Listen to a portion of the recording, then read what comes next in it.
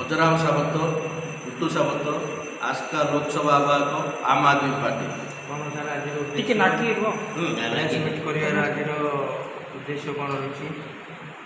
Press meet କରିବାର ଆଜିର ଉଦ୍ଦେଶ୍ୟ ହେଲା ସତ୍ୟ ଅମର, ସତ୍ୟ ଅପରାଜୟ, ସତ୍ୟ ଧର୍ମ ନ୍ୟାୟର ବିଜୟ ହୋଇଛି ଆମ୍ ଆଦମୀ ପାର୍ଟିର।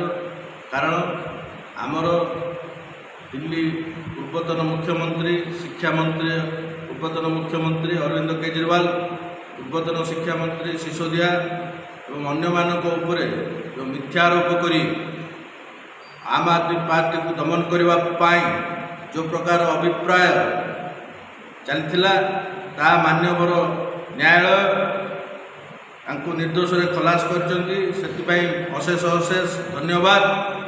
ଏବଂ ଆମ୍ ଆଦମୀ ପାର୍ଟି ଆସନ୍ତା ଦିନରେ ନିଶ୍ଚୟ ତାର ଉପଯୁକ୍ତ ଜବାବ ଦେବ, ନ୍ୟାୟ ମାର୍ଗରେ, ଧର୍ମ ମାର୍ଗରେ ଏବଂ ସତ୍ୟ ମାର୍ଗରେ।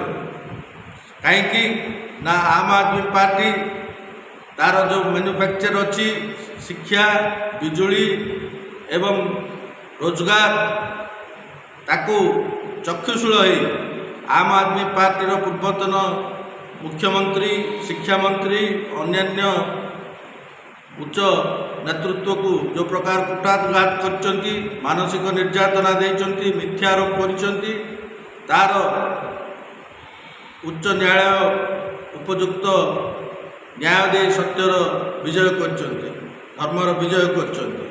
କାହିଁକି ନା ବର୍ତ୍ତମାନ ଯେଉଁ ସରକାର ଚାଲିଛି,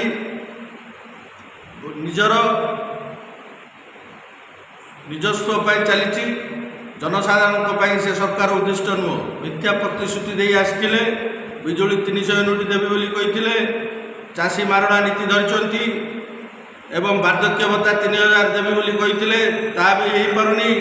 ଏଣୁ ଆଜି ଏ ପ୍ରେସ୍ ମିଟ୍ର ବାର୍ତ୍ତା, ଖଣି ଲଘୁଜ ସମ୍ପଦ ଯେଉଁ ପ୍ରକାର ଭାବେ ହରିଲୁଟ୍ ଚାଲିଛି, ପ୍ରଶାସନ ଭକୁଆ ରହିଛି, ପ୍ରଶାସନର ମୁହଁ ଖୋଲୁନି, ଦୀପ ତଳ ଅନ୍ଧାର ଭଳିଆ ପ୍ରଶାସନର ତଳେ ତଳେ ଏକର ଏକର ଜମିର ମାଟି ବାଲି ନେଇ କୃତ୍ରିମ ଇଟା ବାଟି କରି ଆଜି ରାଜସ୍ୱ କୋଟି କୋଟି ଟଙ୍କା ହରିଲୁଟ୍ ଚାଲିଛି। ସେଥିପାଇଁ ଆମ୍ ଆଦମୀ ପାର୍ଟି ଆକୁ ଦୃଷ୍ଟି ଆକର୍ଷଣ କରିବା ନିମିତ୍ତ ଏକ ପ୍ରେସ୍ ମିଟ୍ ଡକାଯାଇଛି। କାହିଁକି ନା ଜନସାଧାରଣଙ୍କର ଉଦ୍ଦେଶ୍ୟରେ ଗଣତନ୍ତ୍ରକୁ ହତ୍ୟା କରି ଚାଷୀ ମାରଣା ନୀତି, ବେକାର ଯୁବକ ମାରଣା ନୀତି, ବାର୍ଦ୍ଧକ୍ୟ ବିଧବା ଭତ୍ତା ମାରଣା ନୀତି, ବିଜୁଳି ଉପରେ ମାରଣା ନୀତି ଯେଉଁ ପ୍ରକାର ସରକାର ଚଳାଇଛନ୍ତି, ତାକୁ ଦୃଢ଼ ନିନ୍ଦା କରାଯାଉଛି।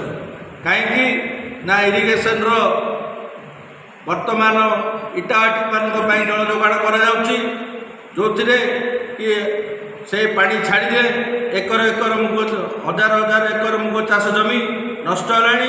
ପ୍ରଶାସନର ନିଗା ନାହିଁ କି ଦୃଷ୍ଟି ନାହିଁ।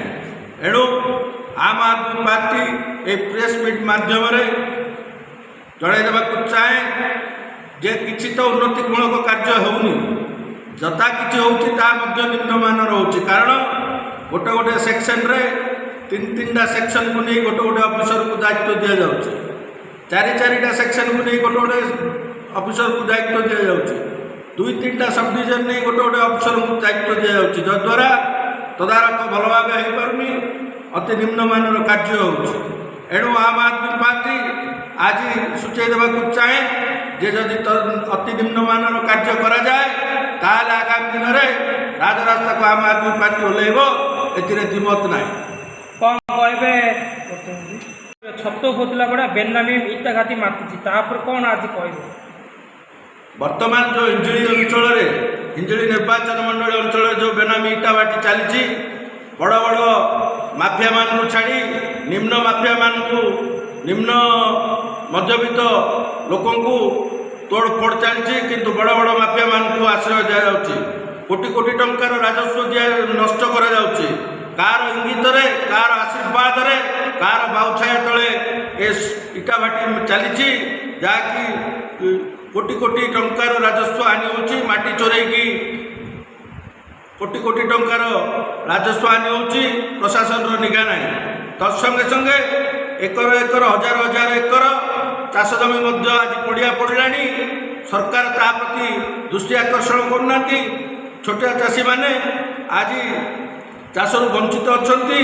ଜମି ମାଫିଆ, ଇଟା ମାଫିଆ, ବାଲି ମାଫିଆ ମାନଙ୍କ ଦ୍ୱାରା ଆଜି ମଧ୍ୟବିତ୍ତ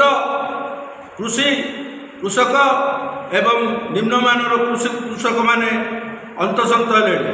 ସରକାର ଆ ଉପରେ ଦୃଷ୍ଟି ଆକର୍ଷଣ କରନ୍ତୁ। ମାନ୍ୟବର ମୁଖ୍ୟମନ୍ତ୍ରୀ ଆ ଉପରେ ଦୃଷ୍ଟି ଆକର୍ଷଣ କରନ୍ତୁ। ନଚେତ ଆଗାମୀ ଦିନରେ ଆମ୍ ଆଦମୀ ପାର୍ଟି ଜନ ଆନ୍ଦୋଳନ ସୃଷ୍ଟି କରିବ, ରାଜରାସ୍ତାକୁ ଓହ୍ଲାଇବ। ଜୟ ଜଗନ୍ନାଥ। ଆପଣଙ୍କ ପରିଚୟଟା?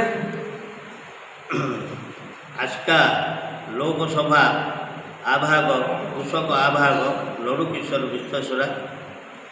ଆଜିର ପ୍ରେସ୍ ମିଟିଂ ମାଧ୍ୟମରେ ମୁଁ ଜଣାଉଛି ଯେ ଆଜିର ଏଇ ଯେଉଁ ଚାଷୀଙ୍କର କୌଣସି ଉନ୍ନତିମୂଳକ ନାହିଁ କି ଶିକ୍ଷାର ବି କୌଣସି ମୂଳକ ନାହିଁ।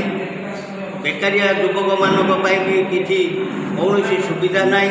ନିଜ ମନ୍ତ୍ରୀମାନଙ୍କର ନିଜର ସ୍ୱାର୍ଥ ପାଇଁ, ନିଜ ପକେଟ୍ ପାଇଁ ସିନା ତାଙ୍କର ଦେଖୁଛନ୍ତି, କିନ୍ତୁ ଚାଷୀଙ୍କ ପାଇଁ କିଛି କାର୍ଯ୍ୟମୂଳକ ନାହିଁ। ଏହାର ଦୃଷ୍ଟି ଆକର୍ଷଣ କରିବା ପାଇଁ ମୁଁ ମାନ୍ୟବର ମୁଖ୍ୟମନ୍ତ୍ରୀଙ୍କ ପାଖରେ ଅତି ନିବେଦନ ଜଣାଉଛି। ଏହାର ତଦାରଖା କରିବା ପାଇଁ ମୁଁ ମାନ୍ୟବର ମୁଖ୍ୟମନ୍ତ୍ରୀଙ୍କୁ ଅନୁରୋଧ କରୁଛି। ଧନ୍ୟବାଦ।